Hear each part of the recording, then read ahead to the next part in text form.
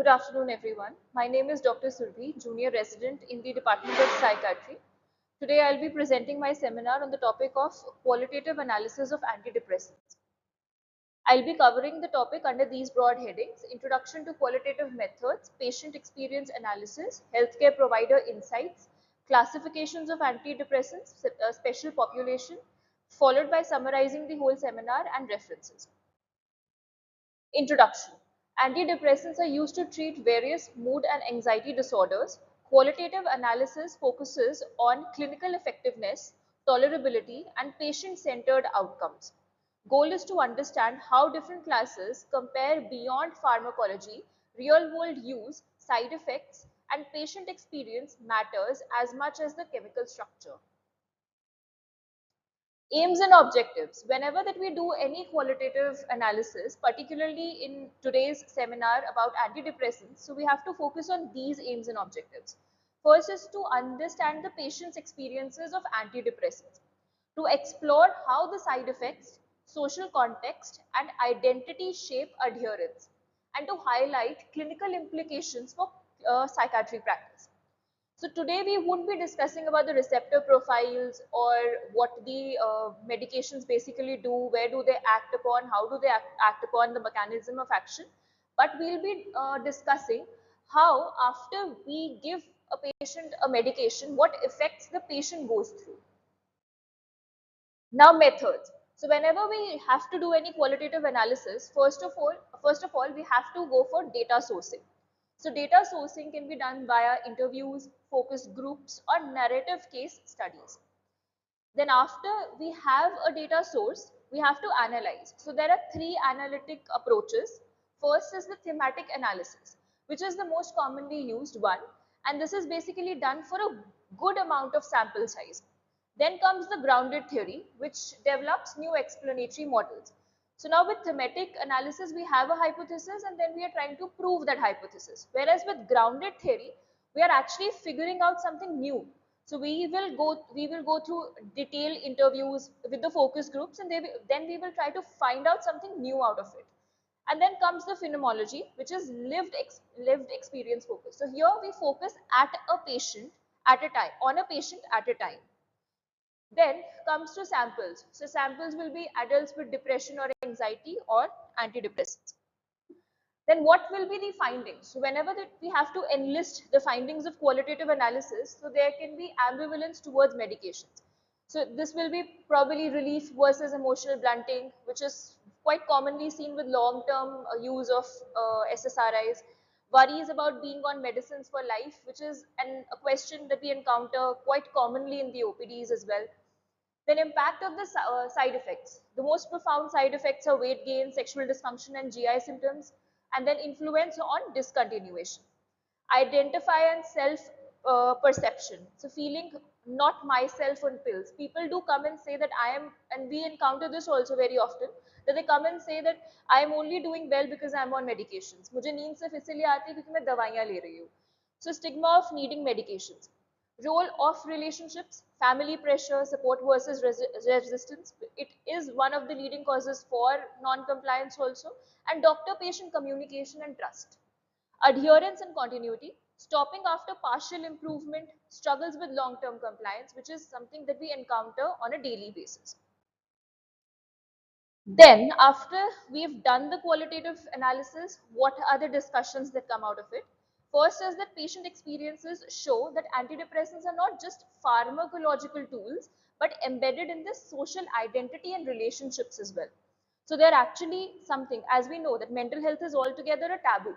So the patients do feel that their social identity does get really affected, that I am on psychotropic medications, people fear that, people are embarrassed of declaring that, and this affects their relationships as well. And qualitative insights explain why non-adherence happens despite clinical efficacy. So integrate findings with practice. We have to address the side effect proactively, which is very important. Then we have to give a shared decision making. We have to put it to the patient side as well as to what they want to go further on with. And psychoeducation plus therapy integration is very important as far as depression, anxiety, OCD is concerned. So research methodology overview, whatever that I explained, it's just an overview of that. So qualitative methods provide crucial insights into patients' experiences, treatment preferences, and the complex interplay between the antidepressant therapy and the quality of life outcomes. So we have three, like I've discussed it below, three steps. First is in-depth interviews, which is semi-structured conversations which explore patients' narratives and treatment experiences.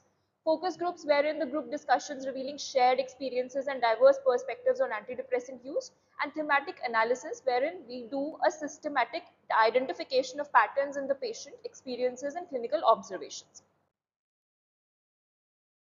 Core experience areas. Qualitative research identifies the four primary domains where the patient reports significant experiences with antidepressant therapy. First is effectiveness, then is the perception, then comes the side effect burden, which is the most profound, treatment engagement, and quality of life impact. So first of all, we have to ask them about the symptom relief. Patient describes it as nuanced experiences of mood improvement, cognitive changes, and functional restoration. Risk benefit assessment has to be done, which is a complex decision-making process regarding medication continuation versus side effect tolerance. As we'll be discussing special cases and special populations, this will become more clear. Patient experience framework. So like I said, we have to go for these four categories. First of all, what are the positive experiences that the patient had? Like the improved mood stability, enhanced daily functioning, better sleep quality, and restored relationships.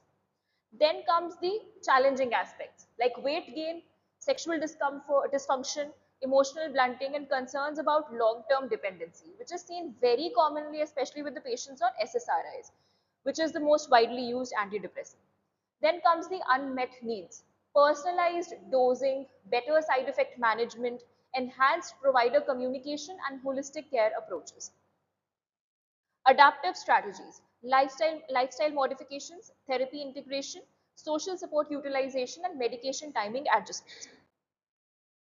Now this is the growth strategy. So we have to tackle with the patient and we have to do the qualitative analysis in all these four stages. First is the initiation phase. And then comes the early adaptation, wherein the patient, the medications are showing their effect, the side effects are also becoming enhanced. And then comes the stabilization period, where the patient's biggest dilemma is as to how long am I supposed to be on these medications, as I'm feeling absolutely fine. And then comes the long-term considerations, which we have to encounter for each and every patient. Now, as per the key research themes of 2024 to 2025, there is a recent qualitative study reveals that critical insights into patients' experiences with antidepressant therapy, highlighting the areas of clinical practice improvement. So wherein the maximum has to be the side effect burden, followed by the treatment efficacy variability, provider communication gaps, access to novel treatments, and social support impact, which is 89%. And so side effect burden leads to high treatment discontinuation, treatment efficacy variability leads to need for personalized approaches, provider communication gaps has to be tackled with because of the reduced treatment adherence, access to novel treatments, persistent symptoms of the treatment resistant depression. And then comes social support network, which stands alone at 89% with improved treatment outcome. Now we've understood as how are we supposed to approach the patients. We have to provide them with the psychoeducation at every visit. We have to provide them with the social support. We have to ensure that they are getting the social support. We have to listen to them. Every follow up the patient comes to your doorstep or into your cabin, you have to give that patient a lot of time and address their issues as far as the medications are concerned, not only related to their psychopathology but related to the medications also. We need to give them a lot of time. Now, how are we supposed to choose as to which medication are we supposed to give to which patient? So this is the classification of antidepressants. So we have the SSRIs, the selective serotonin reuptake inhibitors, SPARI, which is serotonin partial agonist reuptake inhibitor, SNRI is serotonin norepinephrine reuptake inhibitor, NDRI norepinephrine dopamine reuptake inhibitor, NASSA norepinephrine and specific serotonin antidepressants, NARI, which is non-epinephrine reuptake inhibitor, SARI, which is serotonin antagonist or reuptake inhibitor, TCAs, tricyclic antidepressants, myoinhibitors, and then we have the newer antidepressants. Now, talking about the SSRIs, which are the most widely used and the most well tolerated amongst all of them. So they are the first line for major depressive disorder, anxiety disorders, OCD and PTSD.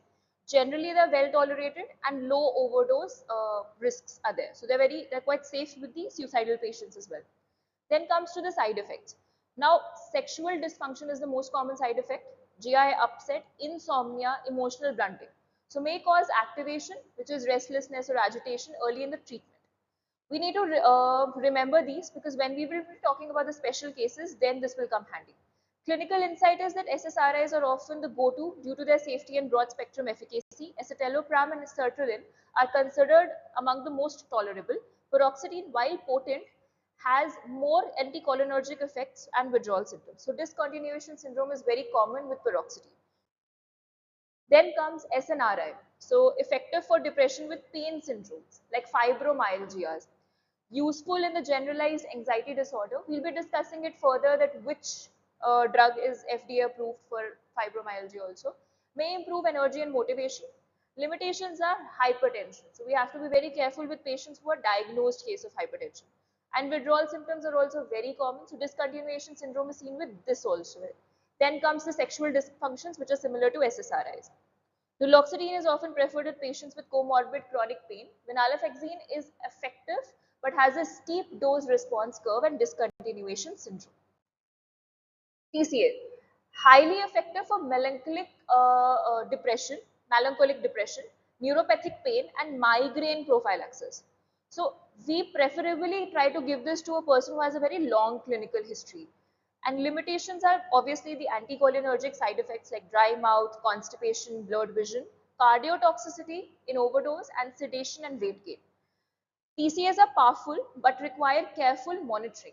So they have a very narrow therapeutic index. And nortriptyline and desipramine are better tolerated than amitriptyline or imipramine. NDRI, activating improves the energy, focus and motivation. No sexual side effects, useful in smoking cessation. So this is basically bupropion. And we have to be very careful. We're not supposed to give it to the patients who are at a risk of seizures or who have a past history of seizures because it reduces the seizure threshold. So history taking again comes very handy in psychiatry. Not ideal for anxiety prone individuals. Bupropion is excellent for patients with fatigue, low motivation or sexual dysfunction on SSRIs. Avoid in eating disorders or seizure history because of the seizure chances of seizure. Atypical. Atypical antidepressants like mirtazapine, sedating, appetite stimulating, so it is great for insomnia or weight loss. Trazodone is useful off-label for sleep. Vortioxetine, it is cognitive enhancing effect. So because of the cognitive enhancing effect, it is becoming more widely, it is being used widely and a lot of studies are being done currently on vortioxetine. Sedation and weight gain with mirtazapine is mirtazapine is notorious for that. Priapism risk with trazodone and less robust data for newer agents. These are often used as adjuvants or tailored to specific symptoms, insomnia or cognitive fog. Vortioxetine is promising for depression with cognitive impairment. Novel and rapid acting. A lot of studies are being done on ketamine. So esketamine is rapid onset, effective in treatment resistant depression. Brexanolone, specific for postpartum depression. Psilocybin, which is investigational, potential for existential distress, end of life depression. Limitations are cost, access and monitoring, dissociation, abuse potential, limited long-term data. So still they are in a very naive trial phase. And these agents represent a paradigm shift, especially for patients who haven't responded to traditional antidepressants. Esketamine is administered under supervision due to safety protocols. Now, talking about the special population. So first of all, children and adolescents. So if a child or an adolescent walks into the OPD and has been diagnosed with depression, so the first drug that comes to our mind and which should come to our mind, which is FDA approved for depression for children above 8 years of age, is fluoxetine. Then comes escitalopram, which has been approved for adolescents who are more than 12 years of age. We have to monitor for increased suicidal ideations. Behavioral therapy should accompany pharmacological treatment.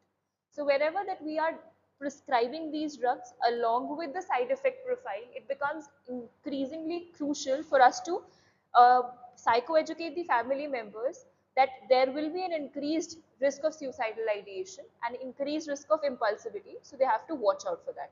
Fluoxetine has the most robust evidence and longest track record in pediatric depression. Start low and monitor closely. Then talking about the geriatric population. So in the geriatric population, the best tolerated one is sertraline and escitalopram. Because whenever it is also taken by default that geriatric people are more prone to the organ damages also and more prone to comorbidities. So with the comorbidity profile as well, sertraline and escitalopram tends to be the most well tolerated. Then talking about mirtazapine, if insomnia or weight loss is present, but still we should try to focus on sertraline and escitalopram only. So we have to avoid TCAs and paroxetine in elderlies due to anticholinergic burden as it might precipitate delirium in them. Watch for hyponatremia with SSRIs, and clinical insight is that we have to start low, go slow. SSRIs are generally safe, but electrolyte monitoring is the key, which is well understood as geriatric population. You never know what happens and when happens. And they have to be monitored for hyponatremia. So whenever that we're prescribing a geriatric patient, we have to again psychoeducate the caregivers. We have to psychoeducate them about the importance of medications and the importance of caregiver in the life of the patient and the behavioral therapies which could be done, which are quite limited for them but still can be inculcated.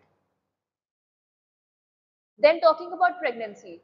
So preferred is sertraline, though we need to understand that none of the psychotropic medications are actually safe for pregnancy. But out of all the psychotropic medications, sertraline and fluoxetine hold the space. So and escitalopram is also considered, but not much data is available for that.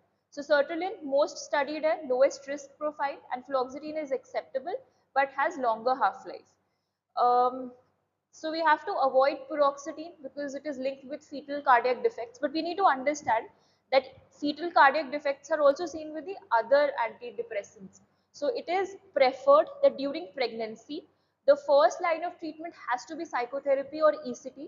Then only we shift to the psychotropic medications if it is the dire need of the hour. Weight risk versus benefit, untreated depression also poses risks. Sertraline is often the go-to due to its safety data. Psychotherapy should be considered the first line in mild cases. Breastfeeding mothers. So for breastfeeding mothers, sertraline and paroxetine, they are considered because of the minimal transfer into the breast milk. But we still have to monitor the infant for sedation or feeding issues, and we have to avoid fluoxetine due to the long half-life and accumulation. Sertraline remains the safest option. Infant monitoring is essential.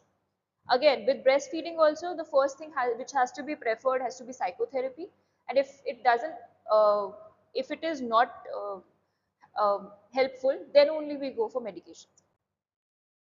Talking about the cardiac patients. So whenever a cardiac patient enters our OPD, who is a known case of MI, heart failure, or hypertension, diabetes, so for those patients, sertraline is considered the most safe, again, because it is the most widely studied up until now. And consideration are we have to avoid TCAs, myo inhibitors due to arrhythmia risks, monitor QTC interval if we are using citalopram, and sertraline is often used in depression post myocardial infarction due to its cardiac safety profile.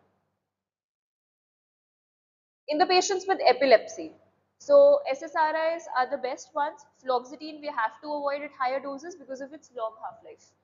Then mirtazapine, it has a low seizure risk. So if a patient has come to us with epilepsy wherein sleep is the major issue, insomnia is the major issue, or weight loss is the major issue, so mirtazapine can also be used.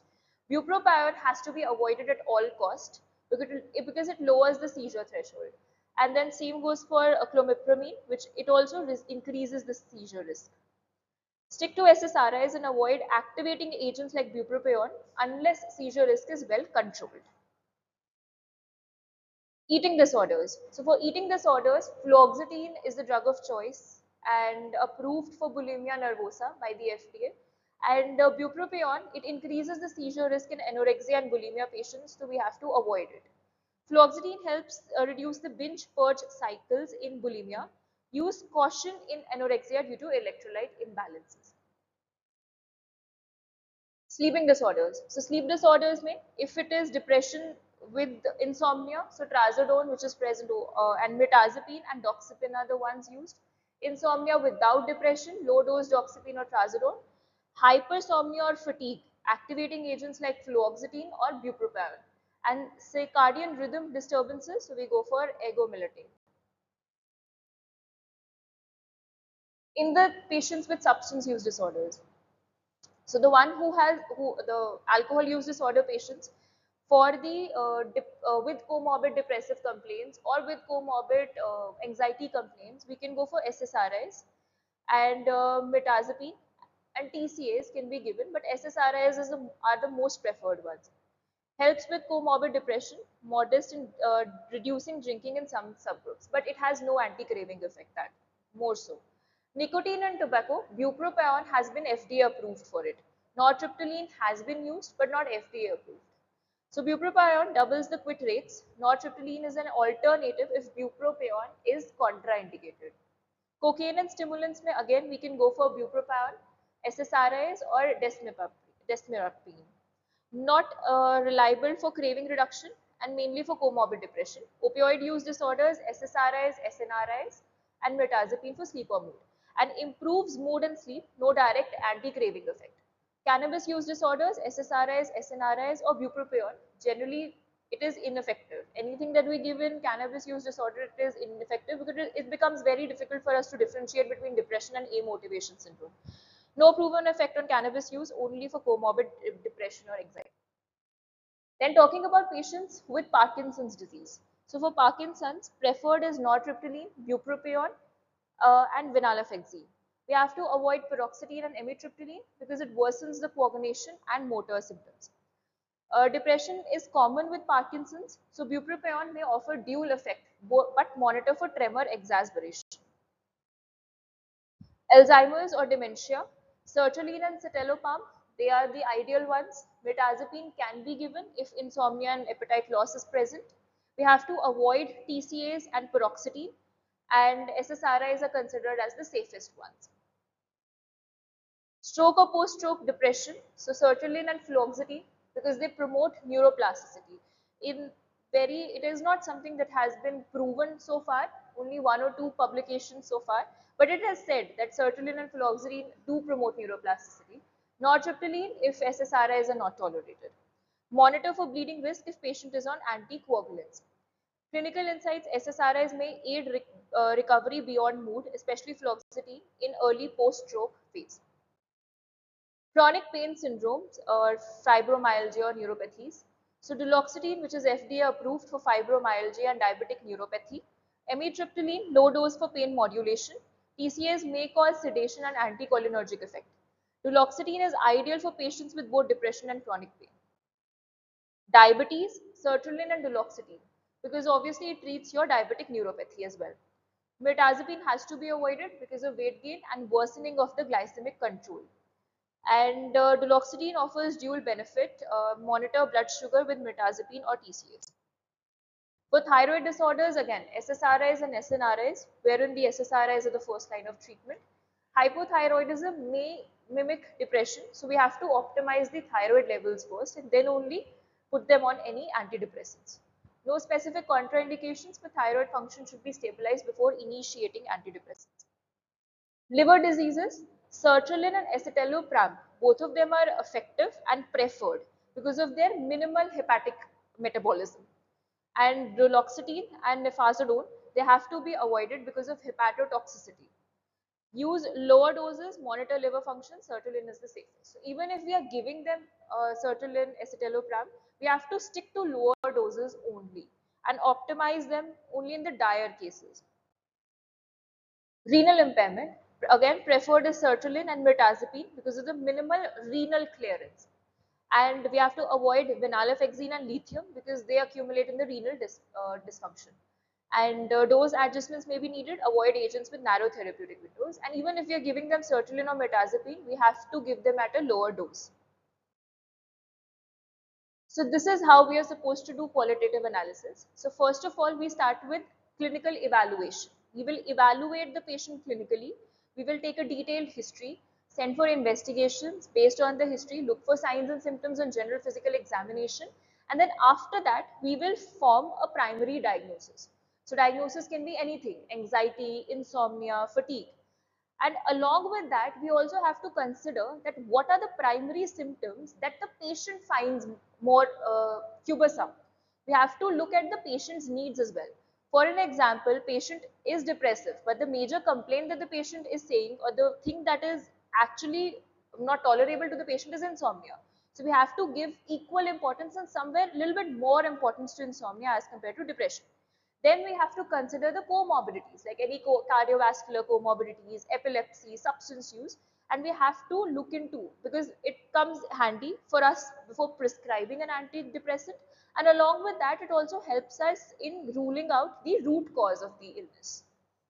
And then talking about the patient specific factors, we have to understand the age of the patient. We have to understand whether the patient is in the antenatal phase, perinatal phase, postnatal phase, or they're planning conception in some near time. Then we have to consider their prior responses also as to what medication or what or what antidepressant the patient had responded to in the past, and the side effects that the patient has incurred.